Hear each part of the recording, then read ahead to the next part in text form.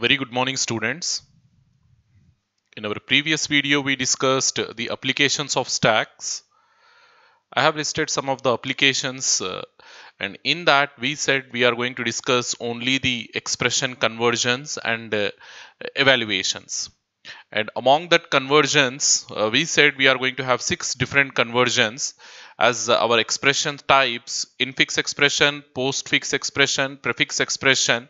If you take the pairs, they will form like 6 pairs. So among those 6 types of conversions, we said we are going to discuss only 2 types, that is from infix to postfix and from infix to prefix.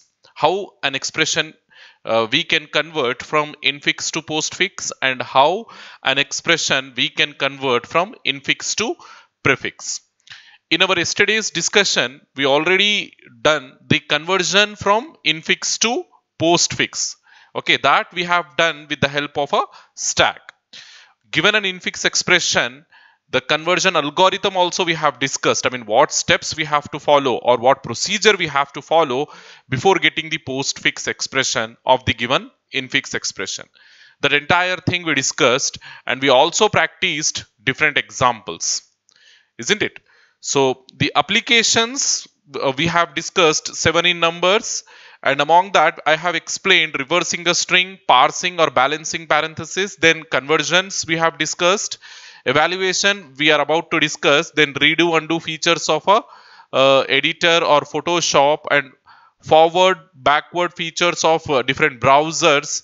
Then we said these stacks can be used in many algorithms like towers of Hanoi and tree traversals.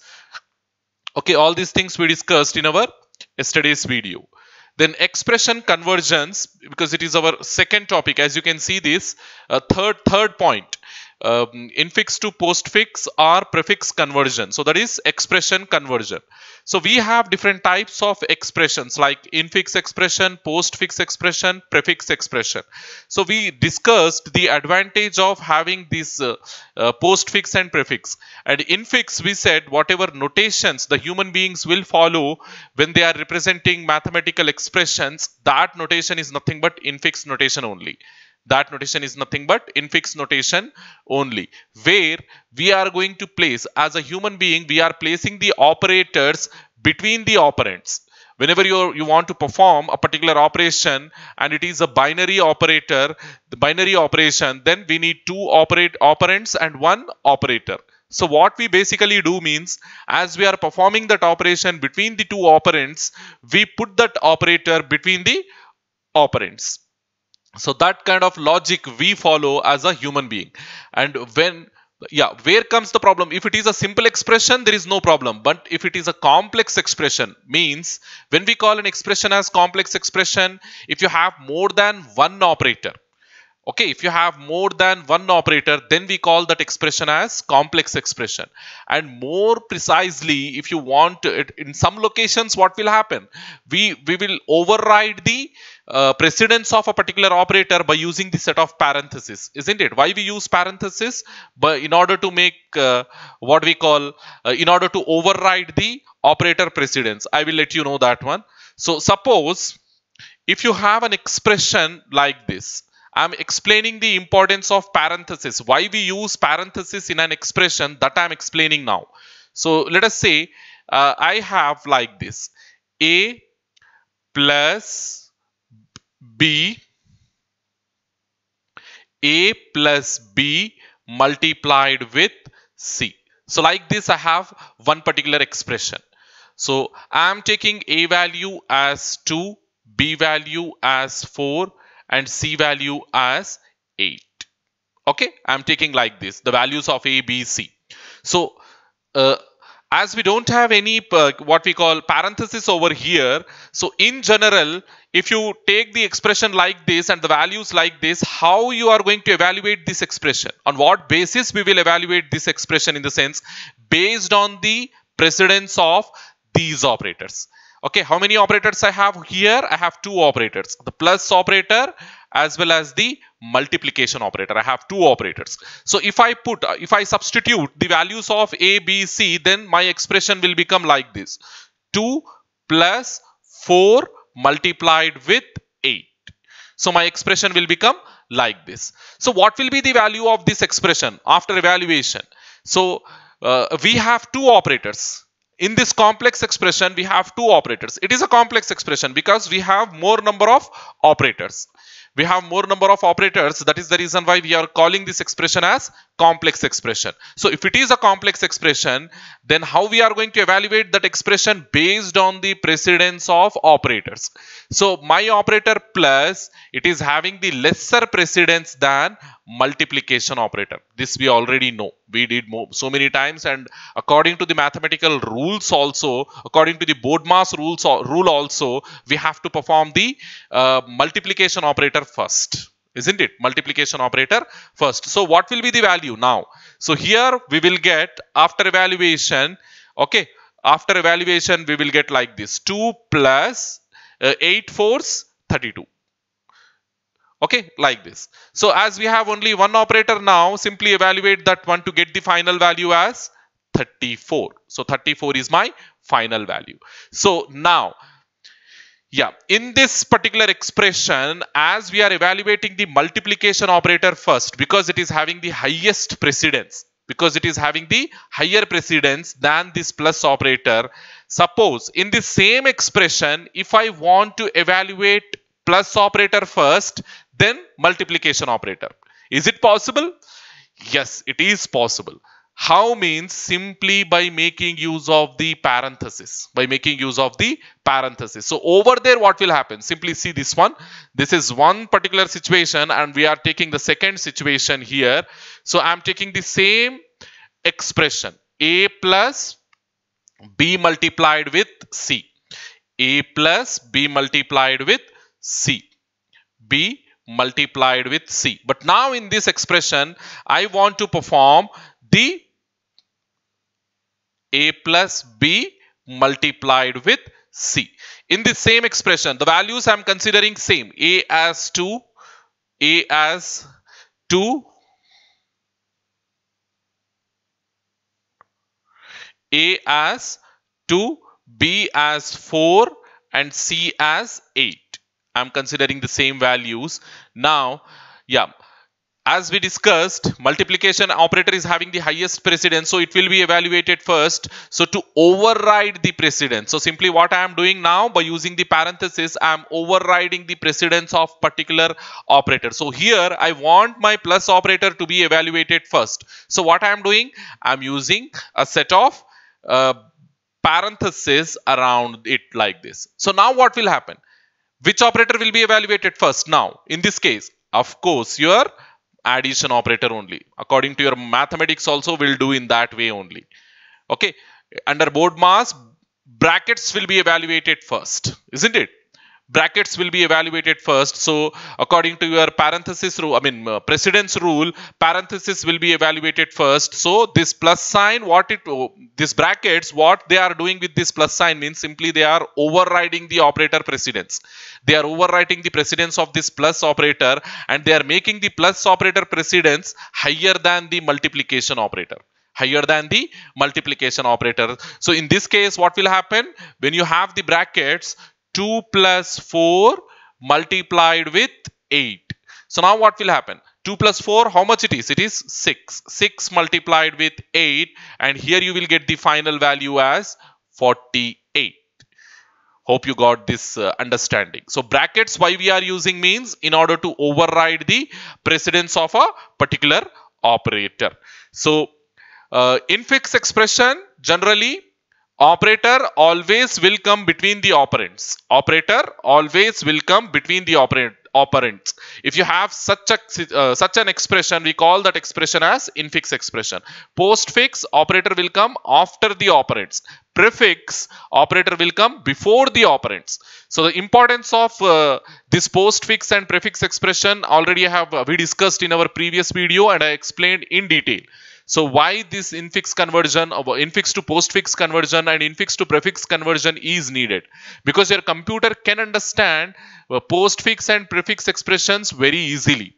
It need not to do more work in order to evaluate postfix and prefix expression. It can easily evaluate those expressions. That is the reason why there is a need to convert your infix expression before giving it to the computer in either in postfix or in prefix. Okay. So algorithm we have discussed in order to convert the infix expression into postfix expression, and it is a 7-step procedure. I told you to go through this procedure. If you're not understanding once, do it twice, thrice, take some different expressions and follow this algorithm until you become familiar with this algorithm. Remembering this algorithm is very much needed because we are going to use this algorithm many places, as well as for your exam purpose also. This algorithm is very much important because it is an LAQ, long answer question. Definitely you will get this long answer question. Either they will ask the concept or the code for this algorithm. If you become familiar with this algorithm, it will be very easy for you to code this program as well as do the concept. To do the concept also we need this algorithm. Okay, so then we discussed different examples of how we can convert an infix expression into postfix expression. So in today's class, we are going to do the implementation of that program. Okay, how we are going to convert the given infix expression into postfix expression. That code we will discuss in today's class. Okay, so it is very simple. In order to code that complete program, okay, whatever program we are about to code for the implementation of infix to postfix, in order to code that program, you have to follow these 3 steps. You have to follow these 3 steps. In the stack implementation, we have implemented the stack using templates, isn't it? We have implemented the stack using templates. That complete code you have to write. That complete code you have to write. The stack code you have to write. So what is that stack code? It is having the push function. It is having the pop function, isEmpty, isFull. All these functions your template code is having, isn't it? IsFull, then size, okay, then peak. From these functions, you can ignore the size and peak. Size and peak, no need to write. But whereas push, pop, isEmpty, isFull functions, definitely you have to write. These 4 functions you have to write. From where? From the stack implementation. From the stack implementation, you have to write these 4 functions. Push function, pop function, isEmpty function, isFull function. These 4 functions you have to write. Along with these 4 functions, that is the reason why I told you to remember the programs in terms of functions, not as a single program or not as the complete code, 100, 200 lines of code at once. What we have to do, break down the program into small functions. So push function, it is of like 8 to 9 lines of code. Then pop function, again it is also 8 to 9 lines of code. isEmpty, I think only 3 to 4 lines. isFull, it is also same, 3 to 4 lines. Including the parenthesis, I am saying, not excluding the parenthesis. Including the parenthesis, it is 4 lines of code. Your isEmpty as well as isFull function. You go and check. Okay, 1 line template definition, then function body declaration, then 2 are parenthesis, and 1 line return top equals to -1 and return top equals to capacity -1. That's it. It is very simple code. So that is the reason why remember all these functions like modules, small blocks of code only. Don't go to the entire code. Don't see the entire code and say, sir, this much of code, how we can remember, how we can solve, how we can write in the examination. Don't say such things. Remember the code. Remember the complete code like small functions. It will be very easy for you to remember. If you remember, like in terms of functions, the code will become very easy for you. Okay. Hopefully you follow the same principle, same procedure. So then what you have to do after writing these 4 functions, then what we have to do? Yeah, we have a special utility function to check the precedence of operators. That function also you have to remember. So what is that? Yeah, here this one,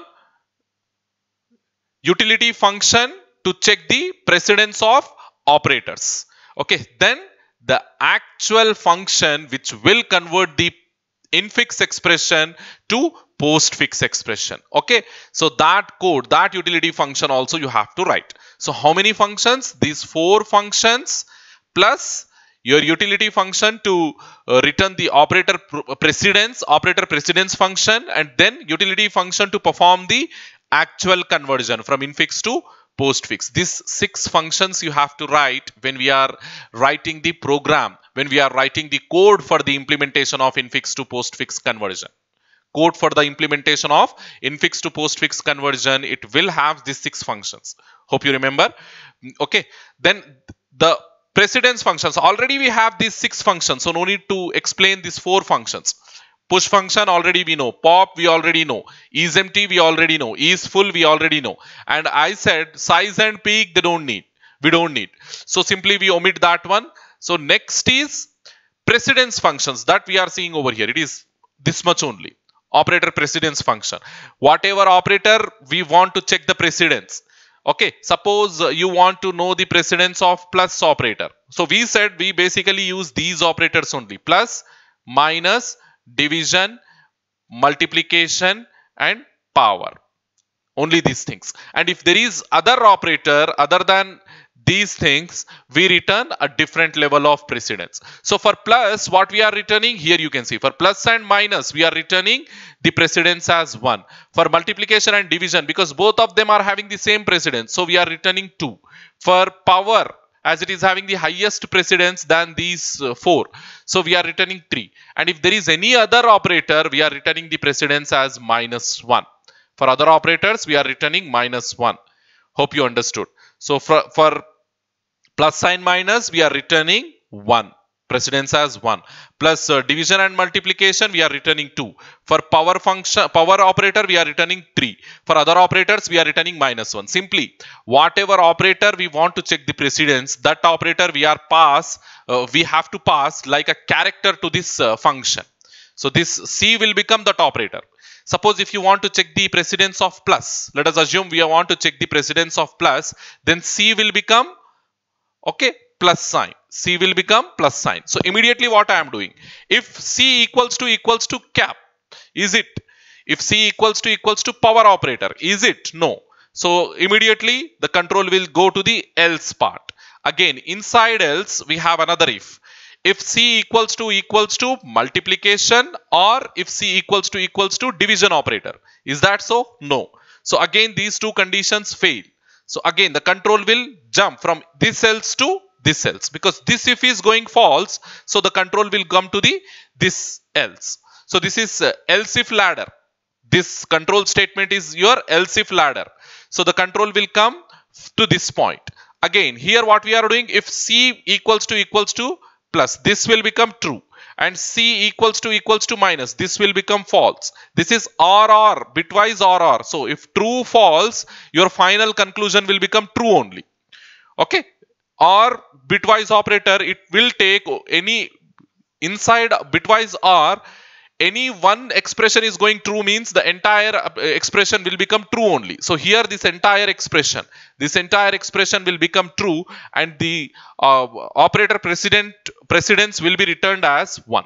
Operator precedence will be returned as 1. In that way, this precedence function will work, and it will return the suitable precedence to the calling function. From where we are going to call this precedence, to that function it will return the precedence value based on the operator given.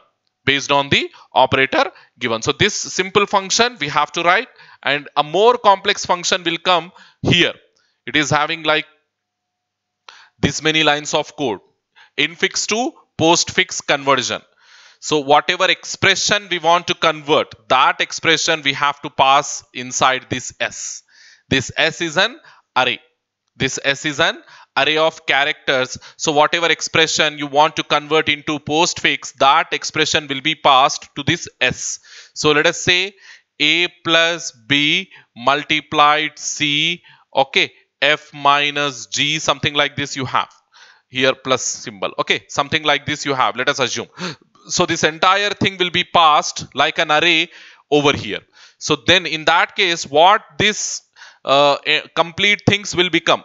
Okay, this will become A plus B multiplication C plus open bracket F minus G closing bracket. Like this we have all the characters in this particular string, in this particular expression. So this will become your S of 0. S of 0 because it is an array. So this will become your S of 1. All these are characters because it is a character array. String is nothing but it is a character array. So this is S of 2. So likewise, this will become S of 3, S of 4, S of 5, S of 6, S of 7, 8, 9, and this is S of 10. Like this, it will take all the characters. This is just a sample I'm explaining over here. Whatever expression you take, okay, all those characters will become from left to right the indexes of that particular array. Indexes of that particular array. Suppose if I take only A, B, C, sorry, A plus B. So then what will happen? This is my S of 0, this is S of 1, this is S of 2. Likewise. So based on this phenomenon only, we are going to practice we are going to do this conversion. So whatever string we are passing, whatever array we are passing, so immediately what we are doing, we are finding the length. Why we are finding the length? Here you can see strlen, string length. Why we are finding the length means because we have to know how many characters we have in that particular string, in that particular character array. How many characters we have, that we have to know. That is the reason why we are finding the string length. So whatever length we are finding, that we are storing inside this len variable, length variable. Then we are creating a stack because we are giving template definition. We are giving template definition. So immediately what we are doing to that template definition, we are converting it as a character stack. We are converting it as a character stack because whatever we are going to push inside that stack, when you are converting this infix to postfix, okay, we will push characters only. From here we will take characters and we will push characters only into that stack. So that is the reason why we need a character stack of the given length. How many characters we have in this character array, that much of elements we need, that much of spaces we need inside the stack also. So size we are passing the string length, and array of type character we are, stack of type character we are creating. Then what we are doing, initially we are pushing a known character n. Okay, known character n. We are pushing a known character n because when we pop the stack now, when we are going to pop the stack at the end, after doing the complete conversion, at the end what we will do, we will pop the stack. So to stop that popping operation, we are pushing this n character at the beginning. So here what we are doing, we are finding the length of our given string infix expression, finding the length of our given infix expression, that is nothing but string. Then what we are doing, we are creating an equivalent stack to store all the characters present in my infix expression. Present in my infix expression. Then what I am doing, inside that stack, I am pushing a special character, a known character n at the very beginning. At the very beginning. Because at the end of this scanning, because we scan the characters from here, like this, isn't it? From left to right. After scanning all the characters, what you have to do, you have to stop this scanning process at one particular point. So after stopping that scanning process, what we will do generally, we will go to the stack and we'll pop all the characters from that stack. We'll go to the stack and we'll pop all the characters, all the operators from that stack. So at the time of popping, to avoid the underflow condition, because when the stack becomes empty, at that point we have to stop the popping operation. So generally, to stop that popping operation so that the stack will not enter into the underflow condition, we are pushing this special character n. We are pushing this known character n. By making use of this known character only, we will stop the popping operation. Okay, so immediately what we are doing, we are taking a loop which will scan our complete expression from 0 to the maximum length. Whatever length we have, to that length it will scan all the characters. So initially I will become 0. So we are considering S of 0. Then I will become 1. We are considering S of 1. So this is your S of 0. Then S of 1. Then I will become 2. So we are considering S of 2, S of 3, S of 4. Likewise, up to what? Up to the maximum length of your expression. Up to the maximum length of your expression, this loop will iterate. This loop will iterate. If the scan, yes, inside this loop, what we are doing, if the scanned character is an operand, okay, if the scanned character is an operand, immediately we are adding that character to this ns. So what is this ns here? Means it is an output string. It is an output string. So when we did the conversion from infix to postfix, there also have taken an output string. So whenever it is an operand, immediately what we have done, we have taken that character and we kept that character inside the output string. So here also we are doing the same thing. So what will be the operand in our given expression? What will be the operand in our given expression? Means all the identifiers, isn't it? So identifier, valid identifiers, we have to say. So A to Z, all characters from A to Z, and capital A to capital Z will be considered as operands. So if S of I is greater than A and less than Z, means all the characters whatever present in between A to Z, it will consider. All the characters whatever present between small a to small z, it will consider as operands. And whatever character present between capital A to capital Z, it will consider as operands only. And whenever it is an operand, if it is an operand, immediately what we are doing with that operand, according to the algorithm, we are giving that operand to the output string. We are adding that operand to the output string. So here also we are doing the same thing. Our ns is nothing but our output string. Here it is output string. So whenever it is an operand, whenever it is a alphabet, English alphabet from small a to small z and capital A to capital Z in our expression, we are considering that character as an operand. So we are adding that operand to the output string. Okay. Then if the scanned character is an open bracket, if the scanned character is an open bracket, then what we have to do? We have to push that open bracket to the stack, isn't it? If it is an open bracket, then we have to push it to the what we call stack. So we are doing that only. If the scanned character is an open bracket, push it to the stack. So immediately see, else if s of I is equals to open parenthesis, what we are doing? Immediately we are pushing it to the stack. So in yesterday's discussion also I told you, if it is an open bracket, don't do anything, simply push it to the stack. So that only we are doing here. So the next thing, if it is a closing bracket, if it is an closing parenthesis, then what we have to do means we have to look for, yes, you have to write the peek function also. I told you not to write the peek function, but you have to write the peek function also because we are using that peek function. So yeah, as I said here 4, but you take 5 now.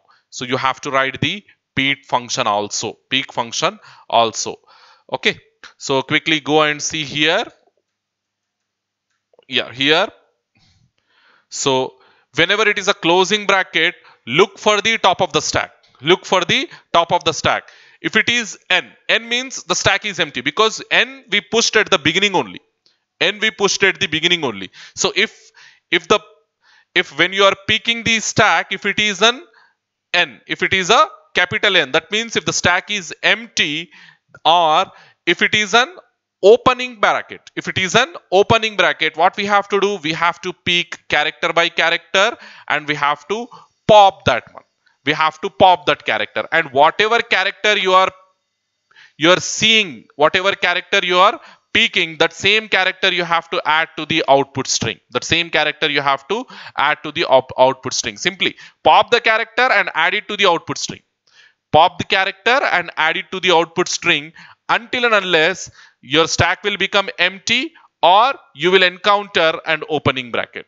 Or you will encounter an opening bracket. Until and unless you see n at the top of the stack or you see opening parenthesis at the top of the stack. Okay. If st.peek, whatever, yeah, inside this only we are doing. Inside this only we are doing. See over here.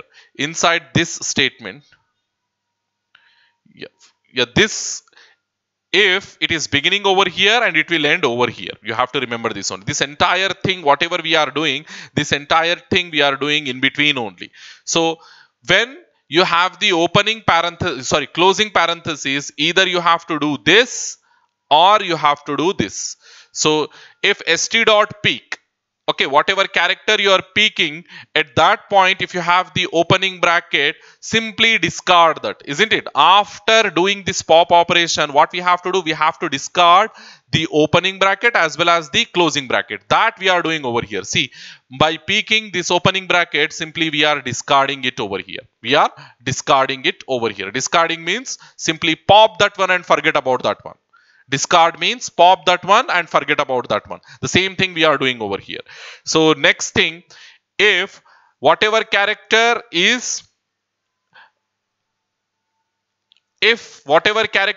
other than these considerations. So far we considered the operand, and then we considered the open bracket, and then we considered the closing bracket. Operand here we have considered. We wrote the special instructions for operand here. So we said whenever it is an alphabet, we are considering it as operand. So if it is an closing bracket, here we considered. If it is an opening bracket, here we have considered. Okay, here we have considered. Then if it is none of those things, then it will be an operator only. If it is none of those things, then it will be an operator only. So what we have to do in case if it is an operator, that we do in this slide. So if it is an operator, we have to peek the stack. We have to check the stack. Peeking in the sense, check the stack, top of the stack. If top of the stack is n, that means if the stack is empty, or if the top of the stack is having an operator whose precedence is lesser than the operator precedence that we have just scanned. Operator precedence that we have just scanned. So this is the scanned operator precedence, and this is the operator precedence inside the stack. If the scanned operator precedence is less than the operator precedence inside the stack, so the same algorithm we are writing over here. The same algorithm step by step we are writing over here. So first we are checking whether the stack is empty or not, and if the precedence of the scanned operator is lesser than the precedence of the operator present inside the stack, then what we do, again we pop that operators. We pop that operator and we add that operators to the output string. We add those operators to the output string. So after doing this entire thing, until and unless when this loop will stop, means until and unless your stack will become empty, or your precedence, whatever precedence you are checking, the scanned operator precedence will become greater than the operator precedence inside the stack. At these 2 points, this loop will stop. If this loop is stopping, immediately what we have to do, the scanned operator we have to push onto the stack. The scanned operator we have to push onto the stack. So in case of an operator, we are doing these things. In case of operator, we are doing these things. So at the end, after doing all these things, what we have to do? So if your control is coming to this point, it means it has scanned all the characters from your expression and it has reached the end of the expression. So at that point, what we have to do, we have to pop all the operators from the stack and we have to add those operators to the output string. That we are doing over here. Simply we are popping character by character and we are adding that to the output string. And at the end, we are printing that output string. On the output screen. So in this way, we perform the what we call infix expression, given infix expression into postfix expression. So this algorithm or this code will convert your given infix expression into postfix expression. So quickly we have to see the what we call how this program will work and how this program will give you the output. That we have